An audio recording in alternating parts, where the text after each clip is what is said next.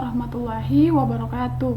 Perkenalkan, nama saya Rati Surening CS dengan NIM 2365039, kelas B, Universitas Dayanui Sanudin.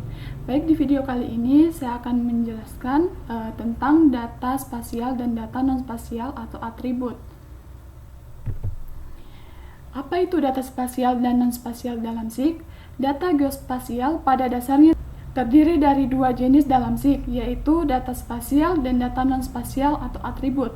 Sistem informasi geografis atau SIG adalah sistem pemrograman berbasis komputer yang mengintegrasikan perangkat lunak, perangkat keras, data, dan antarmuka pengguna untuk menangkap, menganalisis, dan menyajikan semua bentuk informasi yang bereferensi geografis di atas permukaan bumi. Meskipun kedua jenis data tersebut memainkan peran penting dalam berbagai industri, penting untuk memahami perbedaan utama di antara keduanya. Di sini dalam artikel ini saya ambil dari sumber spatialpost.com. Kita akan membahas karakteristik dan perbedaan antara data spasial dan non-spasial.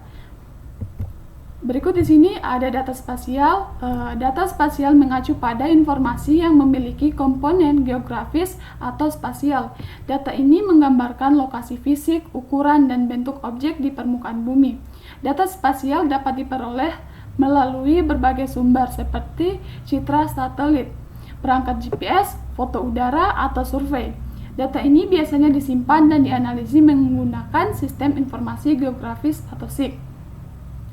Contoh data spasial dalam SIG, kita menemukan data spasial dalam kehidupan sehari-hari. Contohnya di sini meliputi yang pertama, peta navigasi seperti Google Maps.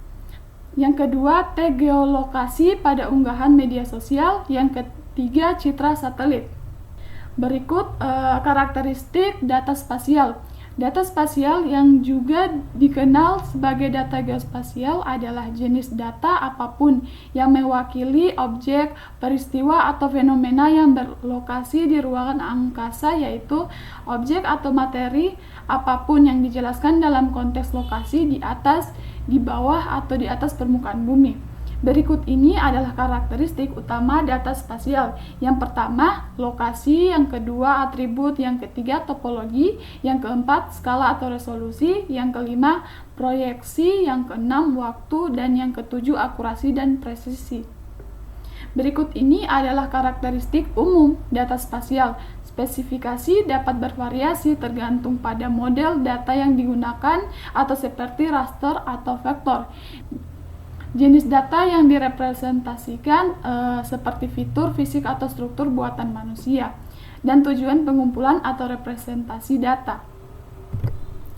Di sini data non-spasial sebaliknya, data non-spasial tidak memiliki komponen geografis apapun. Data ini mewakili informasi yang tidak bergantung pada batasan spesial apapun. Contohnya di sini data non-spasial dalam SIG. Beberapa contoh saat kita menemukan data non-spasial meliputi yang pertama, teks dalam buku, artikel, atau unggahan media sosial. Yang kedua, data numerik seperti usia Anda atau jumlah suka pada kiriman Facebook. Yang ketiga, tanggal seperti tanggal lahir Anda atau tanggal suatu acara. Berikut karakteristik data non-spasial. Data non-spasial yang juga dikenal sebagai data atribut merujuk pada informasi yang tidak menyertakan komponen spasial atau geografis.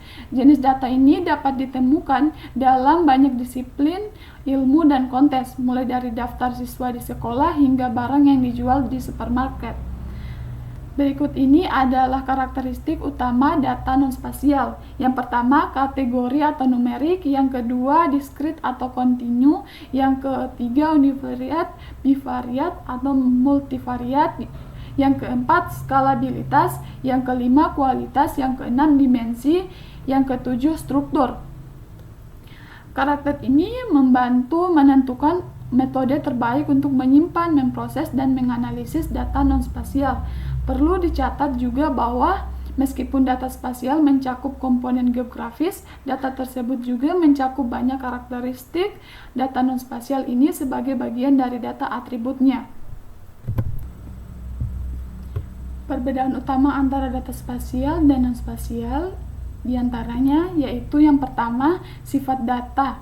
Data spasial terutama berfokus pada lokasi dan susunan objek di permukaan bumi. Data ini menangkap hubungan spasial dan interaksi antara berbagai fitur.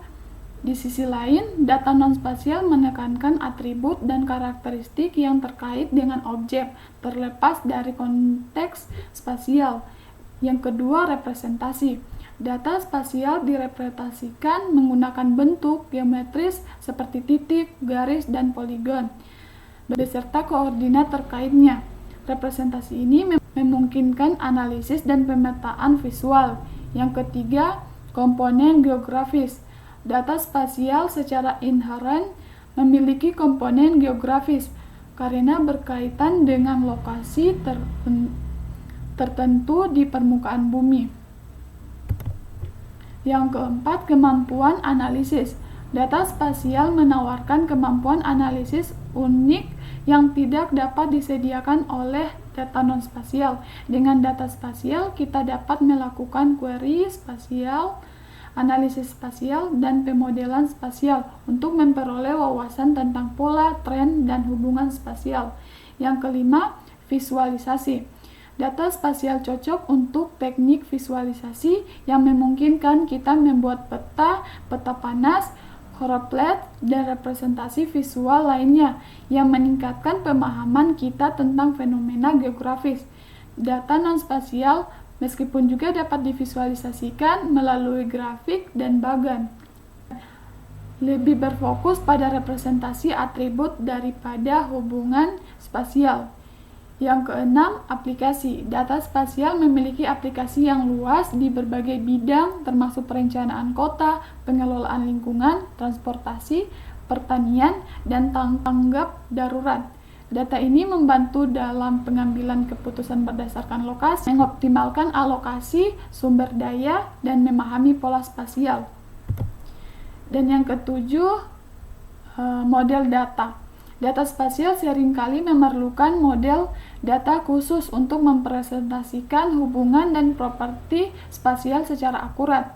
Model-model ini seperti model vektor atau model raster menyediakan kerangka kerja terstruktur untuk mengatur dan menganalisis data spasial. Kedelapan, penyimpanan data spasial cenderung memerlukan lebih banyak ruang penyimpanan dibanding dengan data non-spasial. Penyertaan komponen geografi seperti koordinat dan batas menambah informasi tambahan yang perlu disimpan. Dan yang terakhir, yang kesembilan, analisis data. Analisis data spasial seringkali melibatkan teknik seperti pengelompokan spasial, interpolasi, dan analisis jaringan. Metode-metode ini memanfaatkan hubungan spasial dan karakteristik data untuk memperoleh wawasan dan membuat keputusan yang tepat. Berikutnya, pentingnya data spasial dan non-spasial. Data spasial dan non-spasial merupakan pilar penting dalam proses pengambilan keputusan berbasis data saat ini. Data spasial yang pada dasarnya merupakan informasi geografis memberikan wawasan tentang lokasi, jarak, dan pola berbagai area dan lengkap. Data ini penting dalam banyak industri seperti real estate, logistik, perencanaan kota, dan studi lingkungan yang mendukung analisis dan visualisasi geospasial untuk pengambilan keputusan yang optimal. Di sisi lain, data non-spasial yang tidak menyertakan konteks geografis berharga untuk memahami pola dan korelasi dalam kumpulan data seperti informasi demografi, catatan transaksi, atau data perilaku. Data non-spasial menyediakan bahan baku untuk analisis statistik, penambangan data, pemodelan prediktif, dan aplikasi pembelajaran mesin di berbagai bidang. Kedua jenis data tersebut, jika diintegrasikan secara efektif, dapat menawarkan wawasan komprehensif yang memungkinkan solusi cerdas berbasis bukti. Kesimpulan dari data spasial dan non-spasial ini, memahami perbedaan antara data spasial dan non-spasial sangat penting dalam dunia yang digerakkan oleh data saat ini. Sementara data spasial menyediakan informasi geografis, data non-spasial menawarkan konteks non-geografis tambahan, Bersama-sama, kedua memungkinkan kita untuk membuat keputusan yang lebih tepat dan memahami dunia kita dengan cara yang lebih bernuansa, dengan memanfaatkan kedua jenis data tersebut secara efektif. Organisasi dapat memperoleh wawasan yang berharga dan menghasilkan hasil yang lebih baik. Mungkin itu saja penjelasan dari saya. Bila ada salah kata mohon dimaafkan. Wabillahi taufiq wal hidayah. Wassalamualaikum warahmatullahi wabarakatuh.